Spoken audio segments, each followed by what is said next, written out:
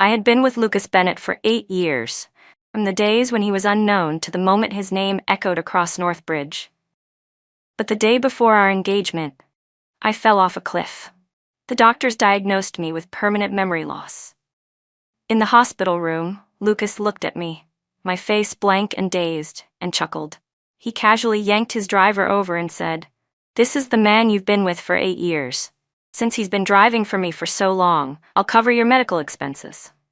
As he turned to leave, the usually silent driver took off his sunglasses for the first time. He crouched slightly in front of me, gently held my hand, and said softly, "Don't be afraid. I'll take you home." Later, as my condition worsened, that man took on a job as a delivery truck driver, just to pay for my treatment. But after my surgery succeeded, he got into an accident. I had no money to save him. I worked 3 jobs and even started frequenting high-end clubs, pouring drinks, singing, doing anything I could to earn more. Who would have thought that in one of those private VIP rooms, I'd run into Lucas again?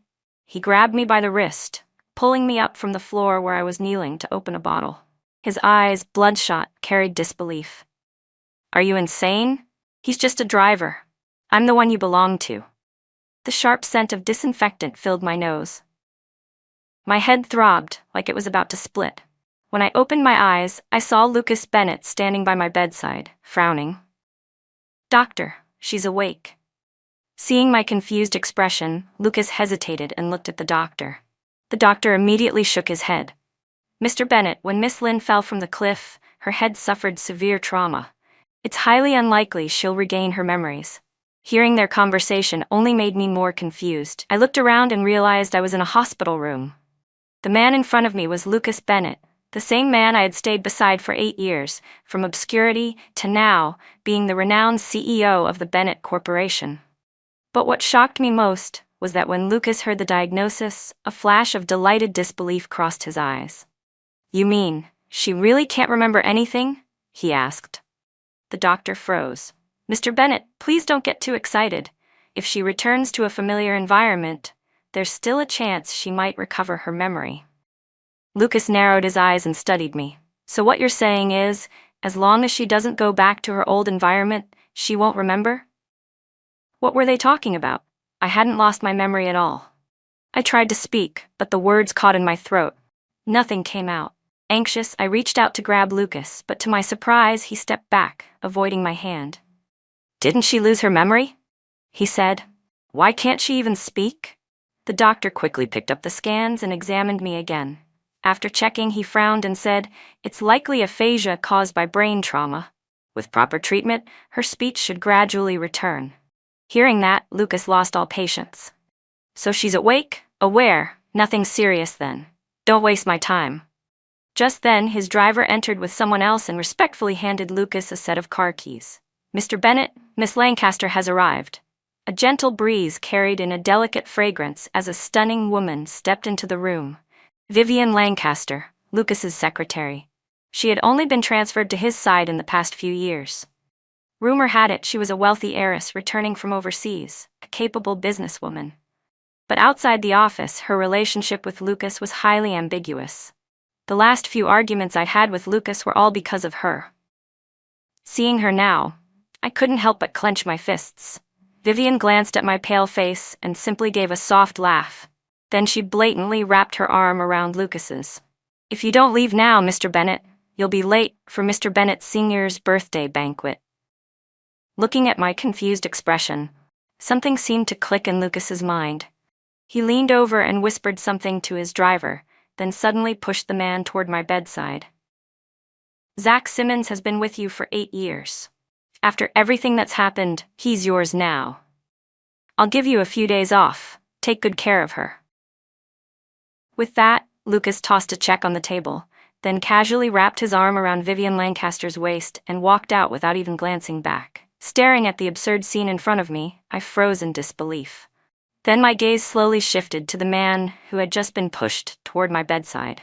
I recognized him. He was Lucas Bennett's personal driver, Zach Simmons. We usually just called him Zach. He always wore sunglasses and rarely spoke. Other than driving people for Lucas, he'd barely said a word. I never imagined that after assuming I had lost my memory, Lucas's first instinct would be to deny our relationship completely and shove his driver into my life as a replacement. I had been with him for 8 years. 8 years. Even a dog would have formed some attachment by now. I remember when we first arrived in Northbridge, both Lucas and I were dirt poor. We lived in a damp, freezing basement. In winter, we couldn't even afford to turn on the space heater, so the two of us would curl up on a tiny twin bed, sharing body warmth to survive the cold. The year we were the most broke, we survived on nothing but instant noodles for an entire month. Even after things improved a little, our birthday celebrations were just cheap $10 hot pot buffets. Life was hard, but even when he had only $20 in his pocket, he would give me 19. But 8 years later, the man who once huddled under a blanket warming my feet had changed beyond recognition. As his business started taking off, he became so busy that I barely saw him each month. He never told anyone about my existence. A month ago, when I pressured him again about getting married, he seemed worried I'd make a scene. Only then did he reluctantly agree to prepare a small engagement banquet. Vivian arranged the engagement party in a rundown mountain lodge on the outskirts of town. I clearly remembered that I fell off the cliff while inspecting that venue. A sudden warmth on my fingertips pulled me back to the present. I realized that my hand, cold from the IV drip, was now gently held by a pair of warm hands. I looked up and saw Zach had crouched quietly at my bedside. I pulled my hand back in silence, fingers reflexively gripping the edge of the blanket. My lips parted, but it felt like something was stuck in my throat. I had 1,000 things I wanted to say, yet not a single word came out. Seeing my growing frustration, Zach gave me a gentle smile, lightly stroked my hair, and said, "Don't worry. I know you can't remember much right now. It must feel overwhelming, but you're still recovering. Don't push yourself, okay?" His voice was soft yet unusually clear.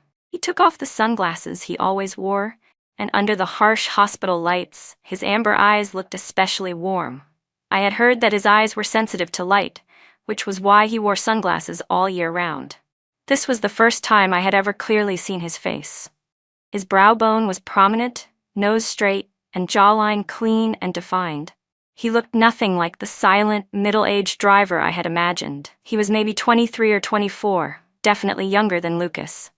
Noticing me spacing out, Zach picked up a cup from the nightstand, tested the temperature with his palm, then gently helped support my back and held the straw to my lips. "You just woke up. Have some water." As the warm liquid slid down my dry throat, I swallowed instinctively but still choked unexpectedly. The water spilled, dripping off my chin and onto the hospital gown. Embarrassed, I lowered my head immediately, but Zach didn't even flinch. He quickly pulled out a tissue and gently wiped me clean. "It's okay. That always happens the first time. Just take it slow and try to swallow. Don't rush." I looked up at him, trying to ask something with my eyes. He seemed to understand and paused for a moment, then gave a faint, bitter smile. My mom had a stroke and developed speech difficulties too. Back then, she also struggled a lot. I took care of her for 2 years. His voice was low and steady. Seeing the concern in my eyes, he continued, "Eventually, she could sing an entire song again. Pretty impressive, right?" I was stunned by the faint smile on his face. That was when I noticed a shallow scar hidden beneath his right brow, barely visible unless you looked closely. It was him. I remembered. A year ago, I had a sudden flare-up of acute gastritis. I called Lucas, but the one who ended up carrying me down the stairs and rushing me to the hospital was Zach Simmons. That night, it had snowed heavily. On the way to the hospital, another car lost control on the icy road and rear-ended us, crashing us into a concrete post. That scar on his face was from being cut by broken glass during the accident. But even then, with his face covered in blood, he didn't hesitate. He shielded me and dragged me out of the car, carrying me to the hospital without a word of complaint. It had been freezing that night. When Lucas heard about the accident, he didn't even ask if I was okay. He immediately chewed Zach out for 3 straight hours. His first question had been whether the car was damaged. He obsessed over that new car for half a year and brought it up every time we argued. My thoughts were abruptly pulled back to the present as the door creaked open and a nurse walked in, pushing a cart. Time to change the bandages for bed 3. Zach stood up right away and politely stepped outside the curtain. As the nurse tended to me, I heard Zach's phone vibrating, followed by a low, muffled voice on the line. You'd better know what to do. If Suzuki remembers anything he shouldn't, you know the consequences. Yes, Mr. Bennett, I'll handle it. You'd better. Hearing those words, my heart sank. Back then, Lucas and I had run off to Northbridge right after graduating high school, against our family's wishes. With no degree, we worked the hardest, dirtiest jobs in this glamorous city, but we were still grateful to have each other. And now? The joy in Lucas's eyes the moment he learned I had amnesia, there was no faking that. And now he was still calling Zach, confirming things again and again. When the nurse finished changing my dressing and left, Zach ended the call and returned to my bedside. The doctor said you have a mild concussion. It'll take a long time to fully recover. Our place is close to the hospital. The apartment complex is old, but it's quiet and convenient for checkups. My chest tightened. Our place? Was he really planning to take me home with him? And was Lucas really going to leave me to him just like that? For a moment, the whole thing felt absurd, almost laughable. I had been nothing but loyal to Lucas for 8 years. And now, he was no longer the man who once held my hand and promised to buy a big house in Northbridge to raise lots of kids with me. When the doctor said I'd lost my memory, he must have been thrilled. This time, he didn't need a reason to throw me away. Zach busied himself for the rest of the day, paying bills, picking up food, running errands non-stop. As the sky outside dimmed, he turned on the bedside lamp and unpacked a hot meal for me. I slowly sipped the warm golden millet porridge he brought. The amber light of sunset spilled through the window, outlining his side profile in a soft glow. Though he usually kept to himself, it was clear he had a kind heart. Even after being pushed into this role, he didn't complain. As he adjusted the IV drip, he moved with quiet focus and care, completely different from Lucas's showy, careless nature. Catching me sneaking glances at him, Zach gave me a faint smile. It's okay if you don't remember me. Your only job now is to rest. We'll figure everything else out later. I promise. I'll help you get your memory back. Get my memory back? I looked down, eyes dimming. Those memories weren't anything precious. Why would I want them back? Just then, a knock came at the door. I looked up. Vivian Lancaster stepped in again, holding a shopping bag. How are you feeling, Miss Lynn? Still don't remember anything? Seeing my blank expression, she smirked. Vivian Lancaster curled her lips into a smile as she placed the shopping bag on my bed. In the end, it was because you were helping decorate for my and Lucas's engagement party that you slipped and fell. I really couldn't bear to see that happen. That's why, when I found out you lost your phone, I left the banquet just to buy you the latest model. That was supposed to be my engagement banquet with Lucas. Since when did it become hers? Seeing the flicker of shock in my eyes, she smiled sweetly and reached out to pat my hand. Oh, and Lucas said that when we get married, he wants to invite you to the wedding too, Miss Lynn. So take care of yourself and make sure you attend, okay? She emphasized the last few words with a mocking sweetness. Then she pulled her hand back and stood up. Lucas is still waiting downstairs. I came all the way here just for you, Miss Lynn. You should accept this little gesture of mine. With that, she turned on her heel and walked out, heels tapping confidently against the floor. The moment the door shut behind her, I felt as if a blade had sliced straight through my chest. Lucas Bennett, you're ruthless. Not only had he promoted Vivian while I was lying in a hospital bed with amnesia, but he even had her show up in person to rub it in. Seeing me stunned and motionless, Zach silently opened the phone's packaging for me. It was brand new, no SIM card, nothing saved inside. Even the photo gallery was completely empty. I stared at the blank screen. In that moment, I felt completely hollow. 8 whole years of memories, gone. Just like that. And then, suddenly, I understood. I closed my eyes and took a long, deep breath. 8 years is not short. If facing life and death could finally allow me to see someone's true colors, then so be it. Lucas Bennett, from this day forward, you and I go our separate ways.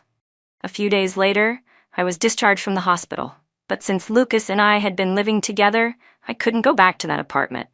Without hesitation, Zach took me straight to his place, clearly following Lucas's instructions. Zach lived in an old residential building. He supported me carefully as we climbed to the third floor. Then he opened a worn iron door and led me inside. It was a small two-bedroom apartment. Though old, it was clean and tidy. Compared to my previous place, where I lived alone day after day, this place actually felt more like a real home. But it struck me as strange. He had been working for Lucas for years. Surely he earned enough. Why was he still living here? Zach crouched down to change my shoes while my gaze drifted to a photo on the shoe cabinet. It showed a gentle-looking woman sitting by the sea, holding a bouquet of flowers and smiling brightly. "That's my mom," Zach said softly. "I told you before, her stroke wasn't the real issue. The cancer had already spread. She passed away last year." I froze, my chest tightening with guilt. I looked up at him in alarm, but he just patted my head lightly. "It's okay. She passed in her sleep. Before she left, I took her traveling to a lot of places. No regrets." He smiled faintly. "When she was still alive, she always worried that I didn't eat properly. But now that you're here, she won't have to worry about that anymore." "Oh, right. The doctor said you need to rebuild your strength. What do you want to eat? I'll go buy groceries and cook for you." When I didn't answer, still dazed, Zach tapped his forehead. "Right. Hold on." He grabbed a sticky note and pen from the top of the fridge. "From now on, just write down anything you want to eat, or anything else you need. I'll take care of it." I took the pen and wrote, "braised fish, mapo tofu, spicy diced chicken." Zach looked at the note and chuckled. "Braised fish, sure. But the tofu's gotta be done with scallions, and the chicken has to be cooked with soy sauce. Otherwise, your poor little brain stitches won't survive it." I stared at him and nodded instinctively, obediently. Zach was a great cook, better than I expected. And he turned out to be more talkative than I thought too. As we sat at the dinner table under the warm light, he told me funny stories from his childhood about the little adventures he had with his mom. I listened quietly, eating my meal, and for a moment, I had the strangest feeling, like we really had spent 8 years together. Like this little place was really my home. Lucas Bennett was ruthless. He had all my personal documents and belongings packed up and sent directly to Zach Simmons's apartment. While I was still in the hospital, Zach must have spent quite a bit of time preparing. He even gave me the only bedroom with an ensuite bathroom, carefully arranging all my things inside. One day, while cleaning, I accidentally found a photo tucked away on top of the wardrobe. It was of his mother. That's when I realized the room I was staying in had once belonged to her. I couldn't help but wonder, what exactly had Lucas told Zach to make him so willing to take me in? Willing enough to even give up his mother's room? Lucas had said he was giving Zach a long vacation, but when Zach later tried to return to his position as Lucas's driver, he was told he'd been fired. The reason? Lucas claimed Zach was too distracted with taking care of me and wasn't doing his job properly, so he was going to replace him. It sounded absurd. Lucas had pawned me off on Zach, lying that Zach was actually my boyfriend. And when Zach took meticulous care of me, Lucas blamed him for not being focused at work. I didn't want to drag Zach into this mess any further, so I planned to confront Lucas and return to my old apartment. But that night, I accidentally overheard Zach talking to Lucas on the balcony. "Mr. Bennett, Miss Lynn's condition has worsened. I gave you $100,000 a month ago, didn't I?" Lucas replied coldly. "She just hit her head. How bad could it be? That should have been more than enough to cover her last surgery. The doctors say the trauma to her brain is now affecting her spinal nerves. She needs immediate surgery. If she doesn't get it soon, she could be paralyzed. I already told you, just keep her there for 1 month. Once I'm engaged to Vivian, do whatever you want with her. Kick her out. Dump her, I don't care. And you won't need to pay a cent." There was a pause. Zach's voice grew colder. "Miss Lynn has been with you for so many years. Even if she didn't earn you anything, she sacrificed a lot." But Lucas cut him off sharply. "Who do you think you are, Zach, giving me orders now? Don't forget, you're just my driver. If you want hush money, fine. I'll pay you to keep your mouth shut. But take the cash and get the hell out of my life. And as for her, I don't want to hear another word about that woman. If she drops dead out there, so much the better." From the other end came Vivian's voice, sweet and coaxing. "Lucas, come on. Zach's not that kind of person. Maybe there really is some special circumstance. What special circumstance? Lucas snapped. You think he actually fell for her? What a joke.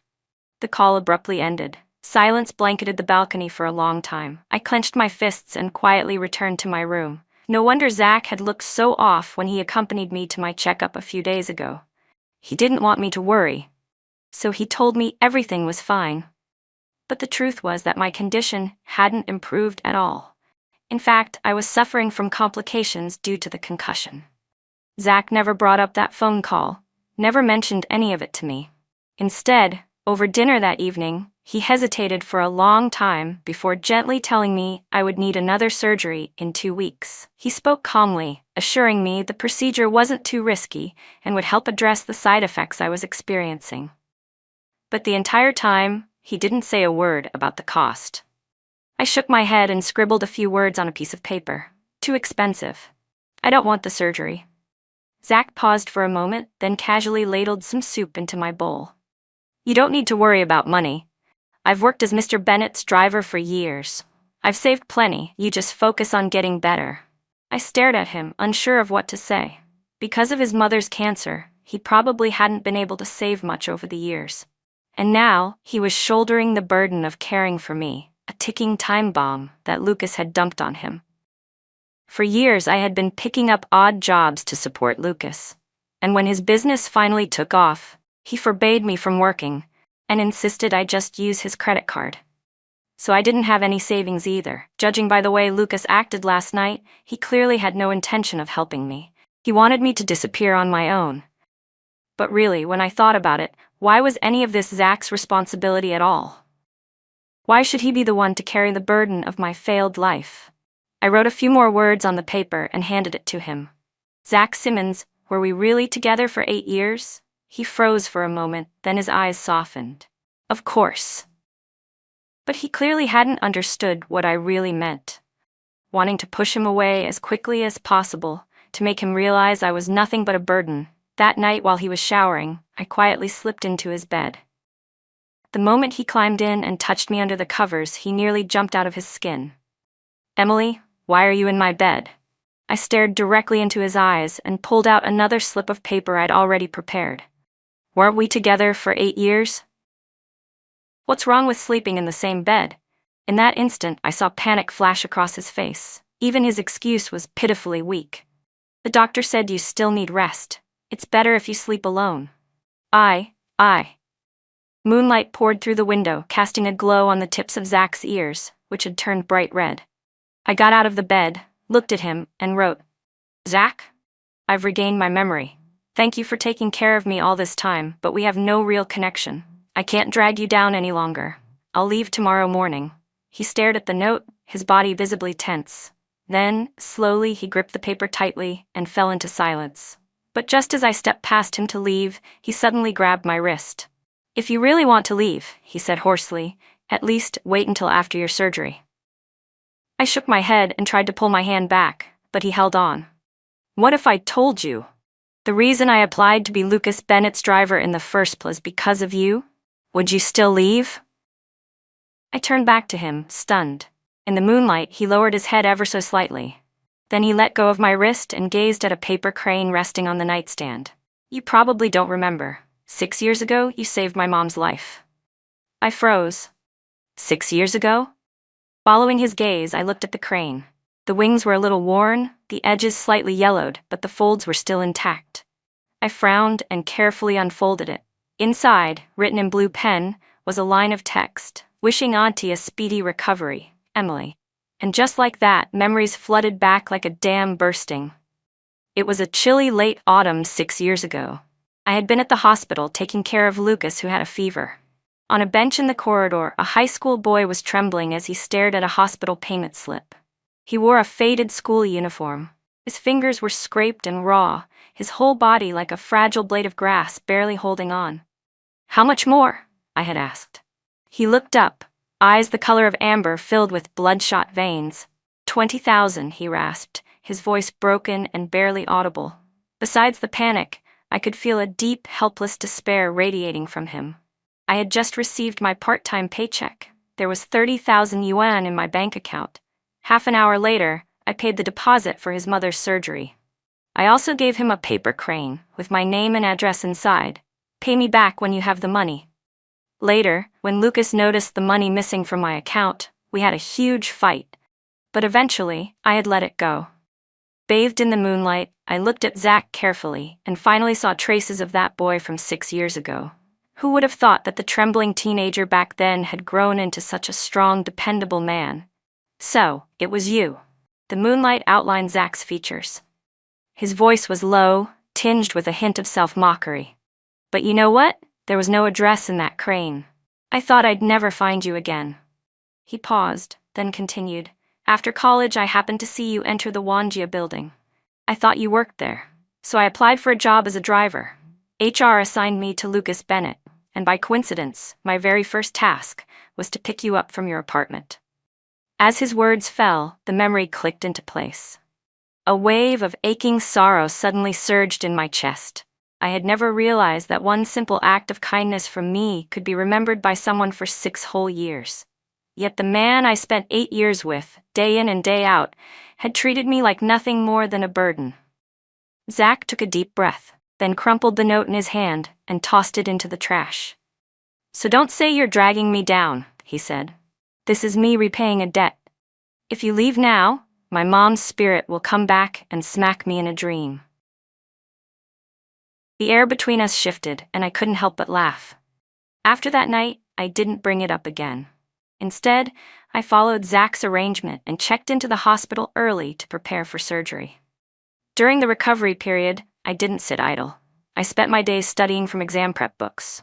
Zach grew curious and asked me what I was studying for. I told him that I had been young and foolish, running away right after high school without even taking the college entrance exam. Now, trying to catch up felt impossibly difficult. There were no shortcuts when it came to studying. Zach, having taken the exam himself, understood this well. Sometimes he would help explain problems to me. But as the surgery date approached, aside from the 200,000 yuan transferred into my medical account, Zach was nowhere to be seen. I messaged him, asking where he was. He replied that he had taken a short-term, long-haul trucking job and would be on the road most of the time. After all, because of me, he had lost his job with Lucas Bennett. It was already lucky that he'd found something stable so quickly. I didn't want to make things harder for him, but the job seemed to be truly demanding. So much so that on the day of the surgery, he didn't even get the chance to speak with me. The doctor reassured me not to worry. The surgical plan had been discussed in detail with Zach in advance, and he had specifically asked them to take good care of me. It was only then I realized how much Zach had been doing for me behind the scenes. The surgery was a complete success. Within a week, I was even able to speak again. I texted him the good news, and he didn't reply until after midnight. A week later, the doctor told me I was recovering well and could be discharged early. I immediately messaged Zach. The doctor said I can leave the day after tomorrow. This time he responded quickly. Great, I'll pick you up on discharge day. True to his nature, even if he was busy, Zach would never miss something as important as my discharge. He had arranged everything early, but when the day arrived, there was no sign of him. He'd mentioned before that sometimes his route took him through places with no signal. Was that what had happened this time? I couldn't shake the unease in my chest. As time passed, I grew more anxious and eventually called him. To my surprise, someone picked up almost instantly, but instead of Zach's voice, I heard an unfamiliar, urgent one. Is this Mr. Simmons's family? Please come to the emergency room at Central City Hospital immediately. Mr. Simmons's truck flipped over on his way back into the city early this morning. He's lost a lot of blood and is currently unconscious. The phone slipped from my hand and hit the floor with a loud clack. My head buzzed, then went blank.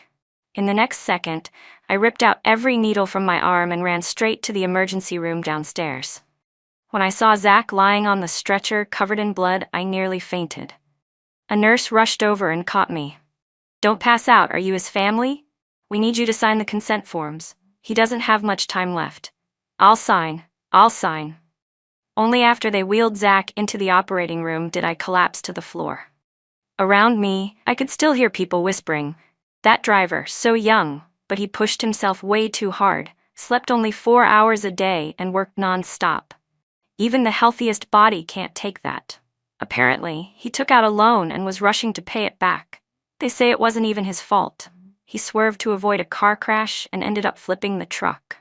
Poor guy, still so young. As their words drifted through the air, my nose stung. I couldn't stop the tears from falling. So that's why the surgery money suddenly showed up. That's why he only ever messaged me in the middle of the night, to pay for my operation. He must not have rested properly in weeks. Today was supposed to be the day I got discharged. Zach had rushed back just to pick me up. Thankfully, the surgery had been successful, but the doctor gave me grim news. The damage to his brain was severe, and he might remain in a coma long term. I needed to prepare for the worst and start raising money fast. The equipment alone cost 3,000 yuan a day, and my savings couldn't even cover a full month. I sold everything I owned that had any value. Then I set up a thin mattress beside Zach's hospital bed. During the day, I worked part-time at a convenience store and a fast food joint near the hospital. At night, I went to an upscale club to sell drinks, because the commission there was the highest.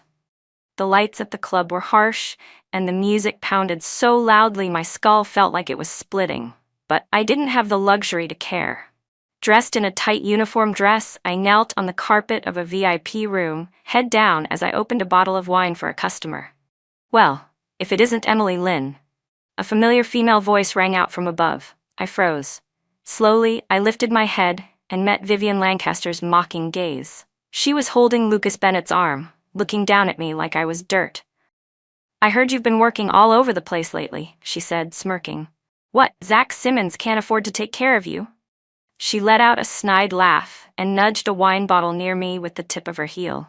The guests in the room burst into laughter. One of them deliberately poured wine on the floor in front of me. "Come on, clean it up. On your knees. If you do, I'll buy the bottle." Lucas didn't even glance at me. I bit down hard on my lip and reached for a napkin.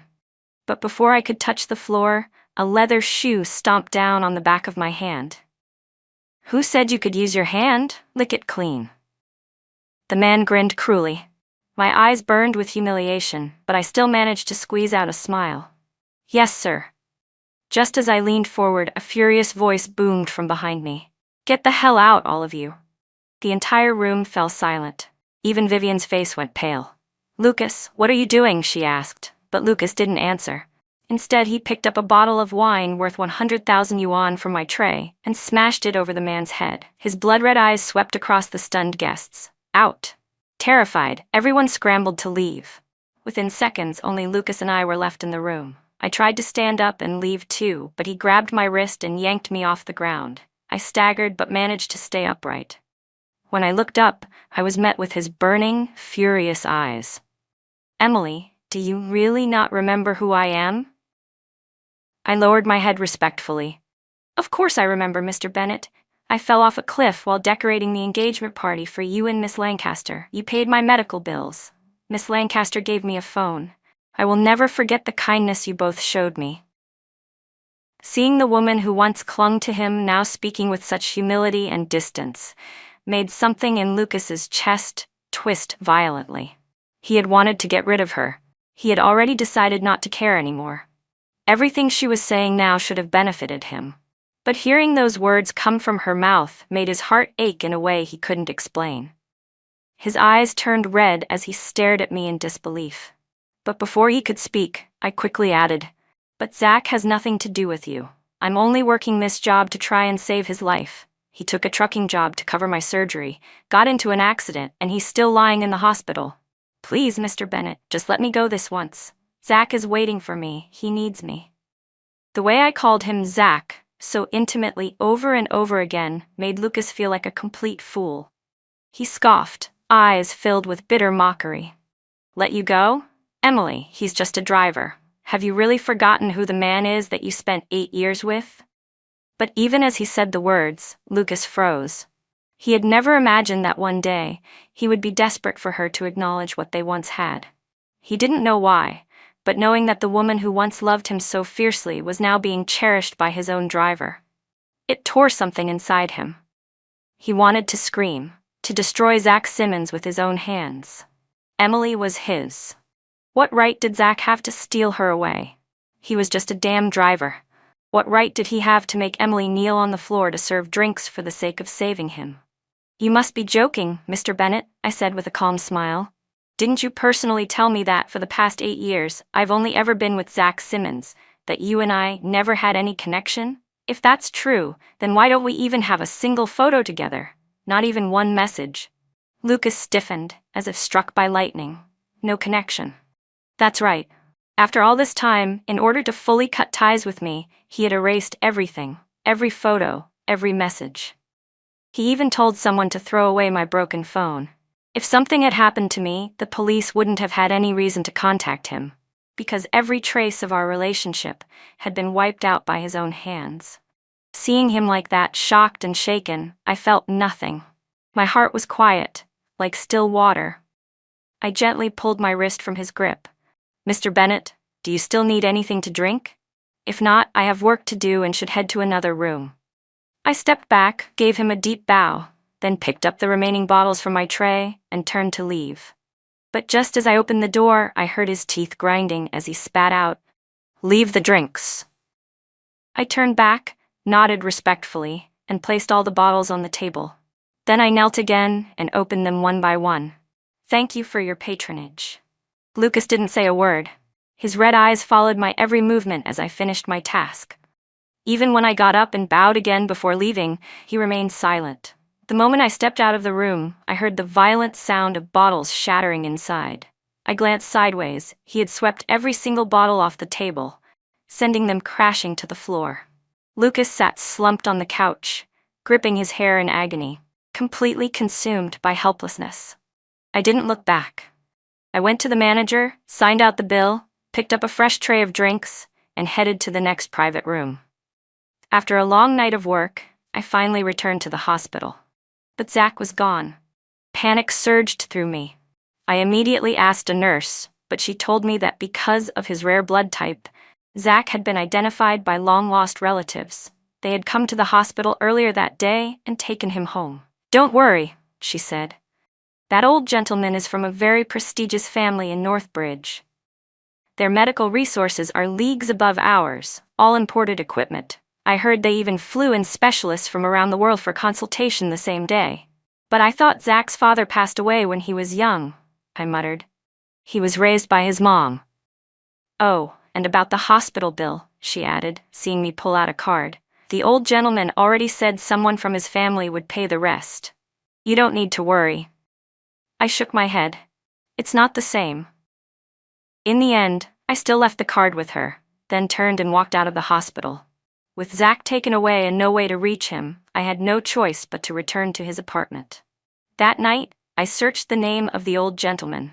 Only then did I realize just how powerful the Jai family name was in Northbridge. The top trending news on every platform read, "Missing heir of the Jai family finally found." The family line continues.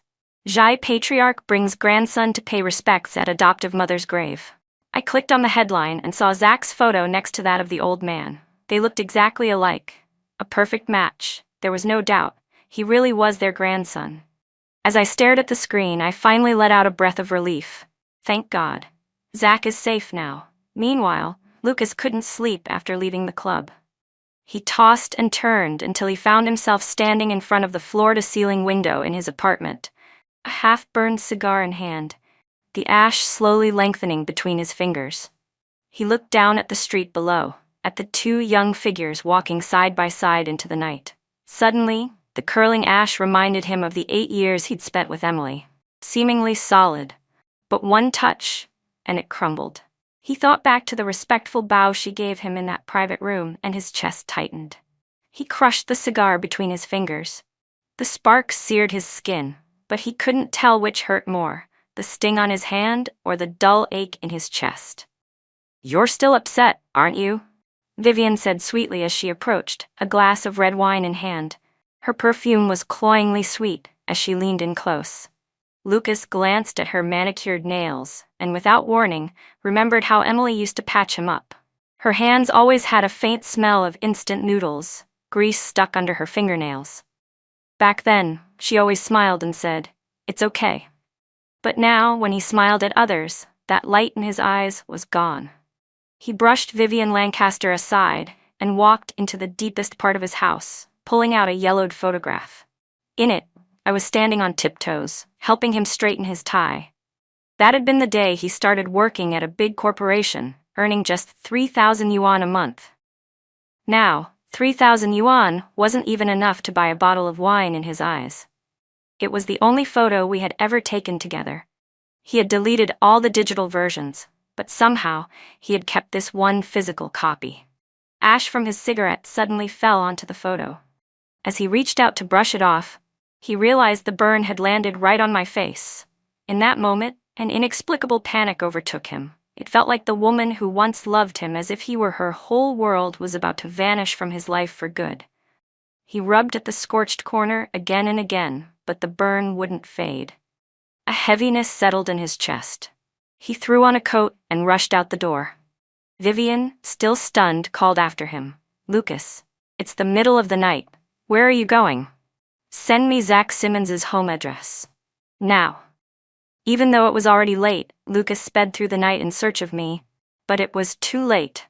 No one knew that the very night he left the club, I had quietly packed my things, restored Zach's mother's room to how it used to be, placed her framed photo back in its proper spot, and rolled my suitcase out of his apartment. Zach and I had been brought together by fate, but that fate had now run its course. I couldn't stay any longer. Back when I was with Lucas, my entire life revolved around him.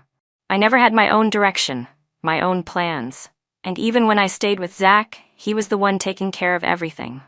Now that I was on my own again, it was time to live my life on my terms. I rented a small apartment and quit the job at the club.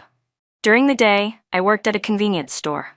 At night, I studied for the college entrance exams. During that time, Lucas somehow got my number through the club and started harassing me constantly, begging to meet.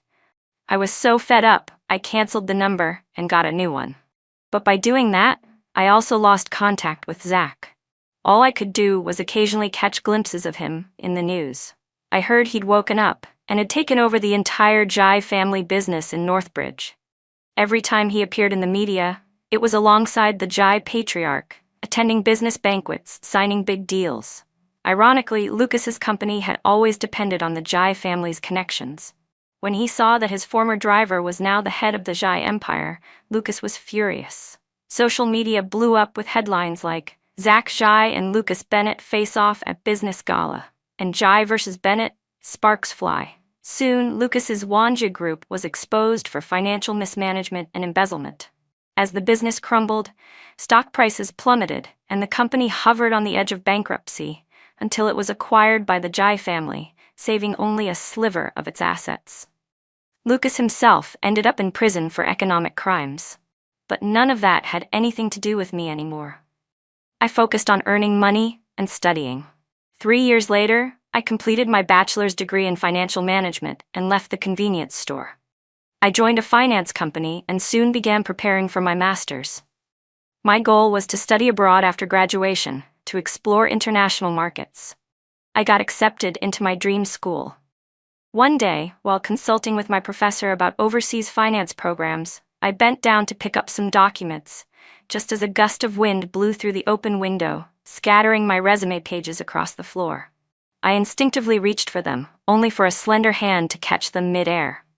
My professor glanced past me. "Oh, here comes the busy man himself. Perfect timing. Let me introduce you to your new junior." He smiled. "Emily, meet our top special admit from last year. Same research focus as you. You'll want to pick his brain often." I turned around and realized we were standing in a hospital corridor. A low, raspy voice brushed past my ear like rough silk. I looked up and met a pair of amber eyes. I had thought I'd never see Zach Simmons again in this life. But the moment I saw him, all the emotions I had tried to bury surged forward uncontrollably. Still, I kept calm. Zach stared at me for a long, long time, so long the air itself felt frozen. I instinctively said, "Hi." But before the words were fully out, I was suddenly pulled into a familiar, warm embrace. His voice trembled, choked with emotion. "You didn't leave an address again." I looked everywhere, every place you might have gone. You once said if you had another chance, you'd try to get into this school. I waited a year. I thought I'd missed you again. But you really came. I stood frozen. I had only mentioned it once, in passing, and he remembered. The scent of osmanthus in September drifted through the window. Papers fluttered through the air. Time rewound. We were once again back in that hospital corridor years ago. Only this time, the boy didn't just read the message in a paper crane. This time, he caught it, and came running after me. I stood there for a long while, trying to process it all, before throwing my arms around him, eyes red with tears. "I'm sorry," I whispered. "I made you wait too long."